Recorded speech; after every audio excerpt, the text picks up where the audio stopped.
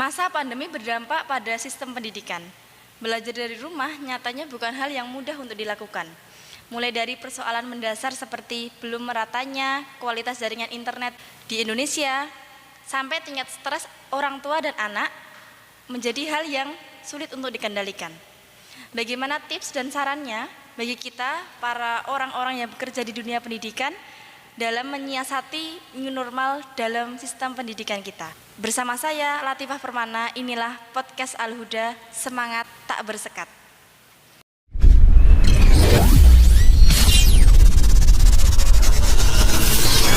Assalamualaikum warahmatullahi wabarakatuh. Pandemi virus corona telah memaksa pemerintah untuk memindahkan proses belajar mengajar siswa dari sekolah menuju rumah. Akan tetapi, dengan keberagaman latar belakang ekonomi, kemudian geografis, dan kemudahan akses teknologi, ternyata melahirkan banyak kondisi di masa pandemi seperti ini. Telah hadir di tengah-tengah kita Ustadzah Sabita dan Ustadzah Julia. Assalamualaikum Ustadzah. Waalaikumsalam warahmatullahi wabarakatuh. Beliau adalah pengajar di SMP IT Al-Huda Wonogiri. Saya perkenalkan, Ustadzah Sabita ini adalah pengajar mata pelajaran tahfidzul Quran atau menghafal Al-Quran. Sedangkan Ustadzah Juli mengajar Quran hadis. Begitu ya Ustadzah ya? Ya, betul. Dua mata pelajaran ini merupakan mata pelajaran yang memiliki keunikan dan karakteristik tersendiri di sekolah kami tentunya. Karena yang namanya menghafal seperti kita tahu, itu mengharuskan kita begitu ya untuk bertemu, bertatap muka dalam lingkaran-lingkaran atau dalam forum-forum kecil begitu, sehingga kita bisa mengajari, mendikte suratnya atau ayatnya, kemudian untuk dihafalkan anak didik kita. Nah, di masa pandemi, anak-anak dipulangkan, belajar dari rumah, via daring gitu. Tentunya dari kurikulum atau tim khusus nih, tahfidz dan Quran hadis tentunya punya strategi khusus. Strategi seperti apa yang kemudian diterapkan pada masa pandemi seperti ini? Saya akan langsung ke Ustadzah Sabita ya. Nah, bagaimana Ustadzah? Kan kita menghadapi pandemi sudah setengah tahun ya, sudah setengah tahun lebih anak-anak belajar di rumah. Sedangkan tahfidz biasanya kita memanggil anak dalam halakoh-halakoh begitu. Kemudian sekarang anak-anak di rumah. Bagaimana pemantauan atau pengelolaan tahfidznya agar di rumah anak-anak itu juga tetap bisa menghafal atau bahkan malah lebih banyak hafalannya karena longgarnya waktu. Bagaimana? Alhamdulillah Ustadzah, selama pandemi ini KBM Tahfidzul Quran berjalan seperti biasa. Namun tentunya ada beberapa sistem pembelajaran yang sedikit berubah gitu. Contohnya seperti kemarin sebelumnya itu memakai bertatap muka. Kemudian sekarang memakai daring gitu. Jadi agak sedikit berbeda ya.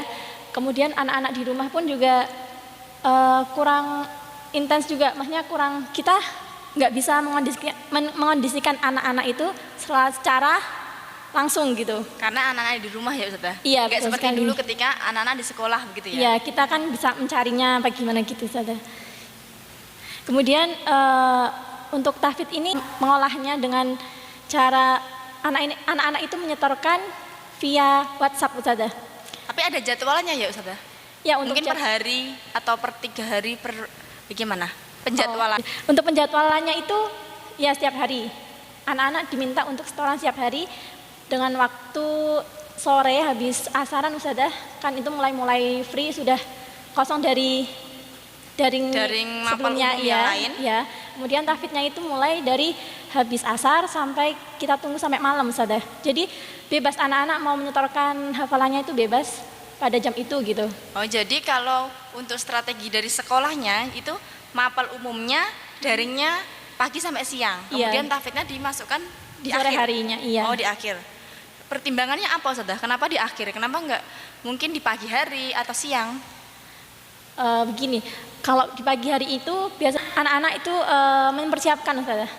Kan waktu hafalan, waktu ziyadah, menambah hafalan itu kan lebih fresh gitu kalau di pagi hari. Jadi mereka mempersiapkan mungkin di pagi harinya. Berarti menghafalnya pagi begitu ya? Ya. Kemudian di waktu setelah itu kan anak-anak daring KBM biasa, KBM sekolah ya. Kemudian habis asarnya itu anak-anak free. Nah, dari sore sampai malam itu Digunakan baru untuk digunakan tahfidz. untuk tahfidz, iya. Oh, jadi di jam manapun mereka bisa menyetorkan, berarti tinggal menghubungi pengampunya, begitu Iya, ya? betul sekali. Oh, begitu. Berarti sementara teknologi yang digunakan menggunakan WhatsApp gitu? Iya. Oh, begitu. Kalau Ustazah Juli, kira-kira sama tidak strateginya? Karena kan sepertinya kok karakteristiknya hampir mirip ya antara Quran hadis dan tahfidz begitu, sama-sama ada menghafalnya. Sepertinya. Bagaimana? Bisa diceritakan? Ya betul Ustazah. Sebelumnya terima kasih karena sudah mengundang kami berdua ke sini pada kesempatan kali ini. Kemudian untuk pembelajaran Quran hadis sendiri itu sedikit berbeda dengan pembelajaran tahfidz yang tadi disebutkan oleh Ustazah Sabita. Ya, bedanya di mana Ustazah? Jadi Quran hadis sendiri itu terdiri dari dua, yaitu tafsir dan juga hadis. Untuk tafsir kita belajar tentang tafsir surat-surat pendek. Kemudian untuk hadis belajarnya hadis arba'in. Dihafal itu Ustazah? Hadisnya dihafal? Ya, dihafal dan nanti disetorkan. Nah untuk pelajaran tafsir itu kita menggunakan media Microsoft Teams, di mana Microsoft Teams ini merupakan media yang digunakan di SMP Tel Huda. Jadi semua mata pelajaran tidak hanya Quran tafsir menggunakan media ini. Jadi Gitu. serentak ya? Ya, Jadi anak-anak hanya dibekali dengan satu aplikasi yang sama untuk semua guru begitu. ya. Jadi, Jadi tidak semua kesulitan guru- untuk adaptasi. Heeh. Mungkin guru ini pakai aplikasi A, guru ini pakai aplikasi B, ternyata semua sama. Ya Ustazah, jadi semua memakai Microsoft Teams. Itu untuk pembelajaran, saya gunakan pembelajaran tafsir ya. Itu. Kemudian untuk pembelajaran hadis kita menggunakan media video di mana saya membacakan hadis untuk talaki, kemudian nanti mereka akan menirukan, kemudian menghafalkan dan menyetorkan. Kalau hafalan videonya tersebut. di Microsoft Teams juga atau mungkin pakai aplikasi yang lain Ustazah? Enggak, biasanya menggunakan video yang saya kirim lewat WhatsApp. Oh, ada WhatsApp grupnya, kemudian videonya dikirimkan begitu ya? Iya. Jadi anak bisa menirukan dan videonya kan bisa diputar kapanpun begitu ya? Ya. Nah, ini kan punya strategi sendiri-sendiri. Karena setiap mapel punya karakteristiknya. Mungkin kalau saya tanya guru yang lain begitu, mungkin punya trik dan tipsnya masing-masing. Nah, khusus untuk Ustazah Sabita dan Ustazah Juli, kita kan sudah setengah tahun, mungkin hampir setahun begitu ya, kita menghadapi wabah ini dan belum tahu kapan selesainya begitu. Kalau untuk keberjalanan pendidikan, pembelajarannya dari dulu, mungkin kalau tidak salah ingat Maret ya, Ya. Maret sampai sekarang begitu. Respon anak ketika kita belajar daring, ya dengan aplikasi mungkin WhatsApp group, dengan Microsoft Teams, itu responnya bagaimana? Apakah trennya stabil atau ternyata meskipun di rumah, tapi anak-anak juga tren semangatnya naik turun? Gimana Ustazah Juli? Anak-anak didiknya bagaimana? Ya, jadi untuk pembelajaran saya sendiri, Quran tafsir itu pada awalnya yang mengikuti itu sekitar 60% Ustazah. Berarti ada 40 yang miss ya Ustazah ya? Iya, ada 40% yang belum mengikuti, seperti itu. Baik. Itu dikarenakan mungkin adaptasi dari pembelajaran yang awalnya tatap muka, kemudian luring berubah menjadi daring yang harus menggunakan media baru seperti itu. Padahal sebenarnya hari-hari mereka juga pakai gadget begitu ya, tapi ketika belajar pakai HP harus ada adaptasi lagi, gitu Yeah. ya. Apalagi aplikasinya belum familiar, Yeah. kurang lebih begitu ya, Yeah. Ustazah. Makanya ada 40% sekitar yang kurang maksimal Belum dalam mengikuti, ya. mengikutinya. Kalau tahfidz Ustazah gimana? Apa karena longgarnya waktu kemudian semangatnya menggebu untuk menghafal atau malah harus dipacu terus? Bagaimana? Oh, ya. Jadi pada awalnya itu anak-anak semangat untuk setoran Ustazah, nyetorkan juz'iyahnya tuh nyetorkan hafalan baru satu juznya, jadi mengulang gitu intinya. Kemudian nyetorkan ziyadahnya itu hafalan baru, itu semangat. Setiap hari itu lancar. Setiap hari menghubungi pengampunya begitu ya? Masing-masing. Iya. Kemudian seiring berjalannya waktu ya mungkin ada banyak kendala lah, mungkin bisa jadi sinyalnya apa bosan gitu, malas, apa waktunya kurang apa gimana, entah gitulah. Habis itu tuh kita Pernah turun trennya? iya turun. Jadi apa seiring berjalannya waktu itu anak-anak ada penurunan gitu. Oh, jadi semangat menghafalnya yang tadi di awal itu full power Iya. begitu ya, ternyata di tengah-tengah malah lowbat begitu ya. Mungkin banyak faktor ya, karena ternyata lama-lama daring itu mungkin bagi siswa membosankan gitu ya. Padahal kalau di pondok pengen pulang gitu ya, pegang HP, main kesana kesini. Tapi ternyata kalau sekolah di rumah ya tidak betah begitu ya lama-lama. Nah, berarti ada kendala ya sudah. Ada kendala baik itu mapel tahfidz begitu ya, menghafal yang padahal itu merupakan mapel yang biasa ada di sekolah kita. Iya. Atau SIT pada umumnya begitu. Nah, karena kita sudah tahu sebagai pendidik tentunya kan kita punya manajemen ya, kita punya manajemen di masing-masing rumpun begitu, untuk mengatasi anak-anak yang ketertinggalan. Kalau tadi Ustazah Juli ada 40 yang tertinggal, 40%. Ya. Kalau Ustazah Sabita ternyata secara umum trennya turun. Iya benar. Nah itu kan berarti kalau dibiarkan anak-anak tidak maksimal, ada anak-anak yang tertinggal. Kalau mungkin bahasa kurikulumnya tidak KKM gitu ya. Nah, ada tidak inovasi baru pembelajaran, trik baru atau strategi baru nih dari kurikulum atau manajemen masing-masing gitu ya untuk menangani anak-anak yang tertinggal ini? Gimana Ustazah Sabita? Yang pertama itu gurunya itu harus lebih intens lagi, Ustazah. Lebih intens lagi. Lebih rajin lagi gitu ya? Kepada anak-anaknya. Jadi fast respon gitu kepada anak-anaknya. Kan waktu sore itu kan waktu istirahatnya, mungkin Ustazah kan juga bekerja gitu. Terus waktu sore sampai malam itu kadang ada agenda lain gitu, misalkan rapat atau webinar mungkin ya. Nah itu jadinya kita harus meluangkan waktu kita untuk anak-anak yang untuk setoran menerima gitu. setoran anak-anak. Iya. Tapi kan itu setorannya untuk pengecekannya kan bisa di waktu yang lain ya Ustazah? Iya. Kalau dari pengampu maksud saya.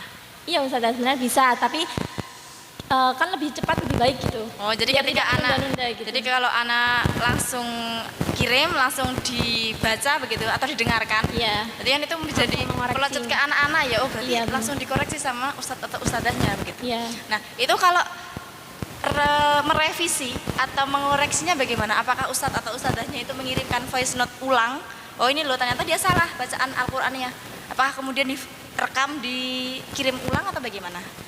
Ada beberapa teknik sih, yang pertama itu kita bisa tuh mengirimkan voice note bacaan yang benar gitu. Ya, revisinya begitu ya. Kemudian ada juga yang screenshot Al-Qur'an gitu. Yang salah di mana nanti kita lingkari gitu. Oh, begitu. Terus dikirimkan yang benarnya seperti ini. Iya, begitu? ya begitu. Oh, baik. Berarti kalau untuk tahfidz mungkin lebih ke WhatsApp ya. Kalau Iya. sekarang ya mungkin kalau Microsoft Teams Sebenarnya ada Ustazah. ada juga. Iya, tapi hanya sekedar sharing aja. Oh, seminggu ketika sekali. sesi sharing. Iya. Jadi tapi tidak ketika setoran mengajarkan gitu ya. Enggak, ya, Oh ya, cuma jadi sharing aja. Jadi untuk apa ya namanya? Untuk merilekskan Iya, benar. gitu ada Apa sesi-sesi. kendala-kendala apa sama mereka Nah, gitu. bisa sharing sampaikan. lewat Microsoft Teams. Berarti Iya. bisa meeting bareng gitu ya? Iya. Nah, bisa. Nah, ini kalau untuk tahfidz ya, Ustazah. Jadi biasanya kan pakai WhatsApp begitu. Dan sekarang kalau di Quran Hadis ada WhatsApp-nya dan Microsoft Teams-nya. Nah, dan ada 40% yang kemudian masih tertinggal. Nah, strateginya apa lagi nih Ustazah? Sudah diberikan kemudahan dengan satu aplikasi biar tidak belajar banyak aplikasi. Gurunya sudah standby mengirimkan apa namanya? Contohnya, tapi anak-anaknya semangatnya masih terus harus dilanjutkan lagi. Nah, strategi terbarunya apa? Sebelumnya kita telusuri dulu Ustazah penyebab dari 40% tadi kenapa mereka tidak ikut. Iya. Gitu. Nah, setelah kita telusuri itu ada beberapa hasil yang menyebabkan mereka berhalangan mengikuti pembelajaran. Apa aja itu Ustazah? Yang pertama masalah teknis karena aplikasi yang baru tadi sehingga masih ada yang kesulitan untuk Masih ada yang gagap gitu ya? membukanya. Kemudian dari sekolah akhirnya mengirimkan tutorial cara memakai Microsoft Teams. Berarti solusinya sekolah memproduksi tutorial kirimkan ke anaknya begitu ya? Ya. Agar mudah diadaptasi begitu. Itu kemudian yang kedua itu masalahnya dari geografis rumah mereka yang Sulit sinyal atau bagaimana? bermacam-macam sehingga jauh-jauh dari sini ada yang daerahnya susah sinyalnya Ustazah. Oh, jadi itu apa namanya menjadi kendala juga ya Ustazah ya? Ya, sehingga untuk mereka itu biasanya kita berikan keringanan Yang pertama, ketika yang lain itu waktu mengumpulkan tugasnya 2 atau 3 hari, untuk mereka kami jadikan seminggu, diberi kelonggaran waktu seminggu, seperti itu. Oh begitu. Jadi kalau untuk menghafal juga sama, misalnya anak yang sinyalnya bagus begitu ya 2-3 hari, tapi yang sinyalnya agak dalam begitu, untuk setoran hafalannya juga diperpanjang. Oh, tidak. Untuk yang sinyalnya bagus, yang lancar, biasanya kalau dalam 2 atau 3 hari itu tidak setoran, itu kami akan menghubungi lewat WA. Kalau tidak bisa, lewat orang tuanya, seperti itu. Jadi langsung ditembak ke orang tua. Oh bapak ibu ini anaknya belum setoran begitu ya? Iya. Nah, kemudian yang ketiga ada lagi satu lagi Apa, yaitu Ustazah? masalah ekonomi. Jadi masalah ekonomi untuk apa itu? membeli paket data. Untuk membeli paket data. Karena pembelajaran daring ini paket data itu sangat penting, seperti itu. Jadi habis banyak ya dalam sebulan ya Ustazah ya? akhirnya banyak yang anak-anak dan juga orang tua yang mengeluh bahwa mereka Kebutuhannya banyak. menghabiskan banyak uang untuk beli paket data, seperti betul. itu. Kalau sekarang Ustazah, itu kan mungkin kita hadapi dulu 3-4 bulan pertama pandemi ya. Nah kemudian ada nih inovasi baru dari Menteri kita, Menteri Pendidikan Pak Nadiem Makarim begitu ya. Beliau meluncurkan program kuota gratis begitu. Nah, Ya. itu dampaknya untuk pembelajaran Quran hadis gimana Ustazah? Berdampak signifikan apa tidak? Alhamdulillah ada dampak positifnya karena Lebih lancar sekarang, gitu ya? Dengan adanya kuota pendidikan itu, Ustazah, jadi mereka paling tidak terbantu ketika melakukan pembelajaran, membuka situs-situs edukasi seperti itu. Akan tetapi untuk membuka situs yang lain, misalnya mereka ingin mencari di Referensi Google lain. Atau YouTube seperti itu, maka bisa mereka harus menggunakan. menggunakan kuota sendiri Oh, juga. jadi balik lagi pakai kuota sendiri begitu ya. Dan tadi karena pembelajaran saya ada yang harus mengupload video setoran, Iya. itu akhirnya mereka juga harus membeli kuota lagi karena tidak bisa memakai yang kuota pendidikan itu. Sehingga untuk yang ini saya rubah menjadi lewat voice note saja yang lebih hemat. yang lebih ekonomis begitu ya. Dan Sehingga kuota itu kan mengurangi. harus dibagi untuk semua mapel ya Ustazah. Iya. Enggak cuma 1-2 mapel begitu ya. Karena untuk semua juga jadinya harus hemat-hemat kayak gitu. Jadi sebenarnya kalau dilihat besarnya kiriman dari Menteri Pendidikan, tapi kalau dibagi rata dengan mapel yang ada ternyata ya hanya cukup begitu ya, tidak ada sisanya begitu. Bahkan kita beli lagi untuk kebutuhan referensi yang lain begitu ya Ustazah. Betul, Nah, Ustazah. baik Ustazah, jadi bisa saya simpulkan bahwa ternyata SMP IT Al Huda itu juga bergerak cepat dalam menghadapi tantangan wabah corona. Jadi ketika dulu kalau tidak salah bulan Maret begitu ya, kita sudah libur begitu ya, sudah mulai libur, kemudian segera berbenah untuk meluncurkan aplikasi yang mudah diterima untuk anak-anak. Nah, dan aplikasinya dilatihkan ke semua guru sehingga semua guru serentak menggunakan aplikasi yang sama, dan saya kira itu memudahkan ya, Ya, memudahkan betul, Ustazah. anak-anak, jadi tidak perlu mempelajari aplikasi yang lain begitu. Nah, terima kasih Ustazah atas sharingnya pada kesempatan hari ini. Banyak sekali inspirasi dan saran begitu ya untuk pembenahan pendidikan kita. Semoga semangat kita berbenah, senantiasa berinovasi dalam dunia pendidikan, apalagi menghadapi wabah corona seperti ini. Semoga diikuti dengan semangat anak dalam pembelajaran. Gitu. Ustazah, saya boleh menambahkan satu hal lagi? Iya, bagaimana Ustazah? Jadi walaupun ini ya sebagus-bagusnya sistem pembelajaran online itu disusun atau dirancang seperti itu, tapi tetap tugas guru itu tidak tergantikan seperti itu. Setuju Ustazah. Jadi bagaimanapun juga begitu ya, tugas guru itu yang memang tidak ada gantinya, tidak ada duanya. Secanggih apapun teknologi, keberadaan guru itu tetap yang utama begitu ya, karena bagaimanapun kan guru tidak hanya mengajar begitu ya, tapi banyak hal di luar ilmu pengetahuan yang ditransfer atau diberikan kepada siswa. Iya, betul Ustazah. Luar biasa sekali pertemuan kita pada kali ini. Semoga nanti kita bisa bertemu di lain kesempatan. Semoga wabahnya segera berakhir dan kita segera bertemu dengan anak-anak kita yang sudah kita rindukan sejak lama begitu ya. Betul sekali. Baik. Terima kasih atas kedatangan dan berbagi inspirasinya. Nanti kita tunggu pertemuan berikutnya. Corona mengancam dunia, namun fasilitas belajar adalah hak anak didik kita. Tak akan luntur gelar pahlawan tanpa tanda jasa meski kita tak bersua. Sebaik dan semaksimal pembelajaran daring tetap tidak bisa menggantikan pembelajaran luring. Karena belajar sejatinya tidak hanya tentang ilmu, namun tentang keterikatan kalbu. Untuk seluruh guru di Indonesia, mari kita lanjutkan semangat karena semangat tak bersekat. Terima kasih. Wassalamualaikum warahmatullahi wabarakatuh.